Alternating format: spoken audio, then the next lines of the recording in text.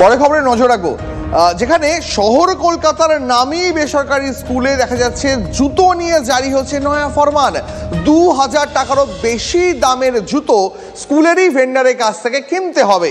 অভিভাবকদের নির্দেশ দক্ষিণ কলকাতার নামী একটি স্কুলের। আচ্ছা রাজা, তুমিও তো সরকারি স্কুলে পড়েছো, আমিও আমাদের সময় সরকারি স্কুলে পড়েছি। আমরা কখনো মনে করতে পারছি 2000 টাকা দামের জুতো পরে স্কুলের স্পোর্টসে আমরা পার্টিসিপেট করব?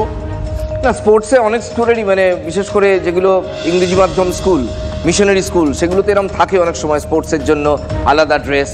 কিন্তু সেটা দেখতে হবে যে দামের তারতম্যটা কোথায়। এটাই তো প্রশ্ন, কমিশন রেখে দেওয়ার বিষয় বোঝাই যায়। একটা প্রাইভেট স্কুলে যেখানে পড়াশোনার খরচ লাফিয়ে লাফিয়ে প্রত্যেক বছর বাড়ে, একটা প্রাইভেট স্কুলে যেখানে বই খাতা সেটাও স্কুল থেকে কিনতে হয়, যেখানে বই খাতা বিক্রির আড়ালে ব্যবসা চলে এমন অভিযোগ তোলে গার্ডিয়ান্স ফোরাম, সেখানে কিভাবে একটা স্কুল পড়ুয়াদের নির্দেশ দেয়, অভিভাবকদের নির্দেশ দেয় যে ওই 2100 টাকা দামের জুতোটাই কিনতে হবে?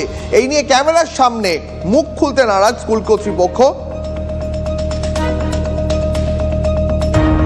ব্যাপক ফি, বছর বছর অস্বাভাবিক ফি বৃদ্ধি, বই খাতা পেন ড্রেস সহ শিক্ষা সামগ্রীর বিক্রির ব্যবসা আমাদের রাজ্যের বেসরকারি স্কুলগুলোতে বছরের পর বছর ধরে চলে আসছে। আমরা রাজ্যের সরকারের কাছে আবেদন জানাচ্ছি, দাবি জানাচ্ছি যে অবিলম্বে এই সমস্ত ক্ষেত্রে পদক্ষেপ গ্রহণ করা হোক, এবং সর্বস্তরের অভিভাবকদের কাছে আবেদন জানাচ্ছি আপনারা সচেতন হন। কলকাতার নামী বেসরকারি স্কুল এবং সেখানে জুতো বিতর্ক।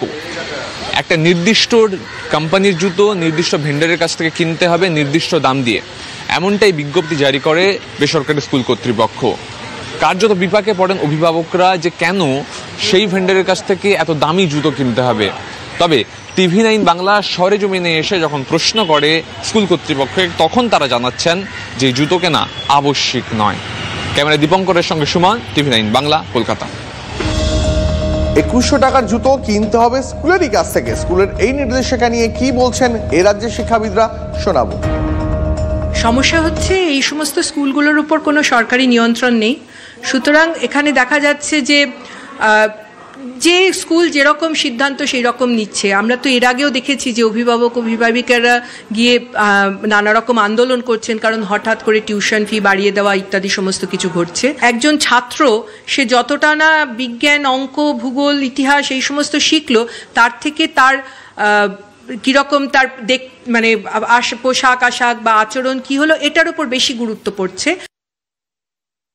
যে ছেলেমেয়েরা যে কোনো প্রতিষ্ঠানে পড়তে আসে তারা, আমরা এক কথায় বলি, তারা সমগোত্রীয় নয়, দে আর নট হোমোজিনিয়াস। তাহলে এই বাচ্চারা যারা আসছে তাদের সবার ওই জিনিসটা কেনাটা অ্যাফোর্ড করবার জায়গা থেকে সম্ভবপর নাও হতে পারে। তাহলে ওর মেধার গুরুত্বটা কি পিছিয়ে যাচ্ছে ওর কেনবার ক্ষমতার গুরুত্বের থেকে? এগুলো কিন্তু খুব ফান্ডামেন্টাল ব্যাপার, যে কারণে আমি বলেছি এটা অত্যন্ত ইনস্টিটিউশনের জায়গা থেকে একটা নীতিগত জায়গা। পরিকাঠামো খারাপ,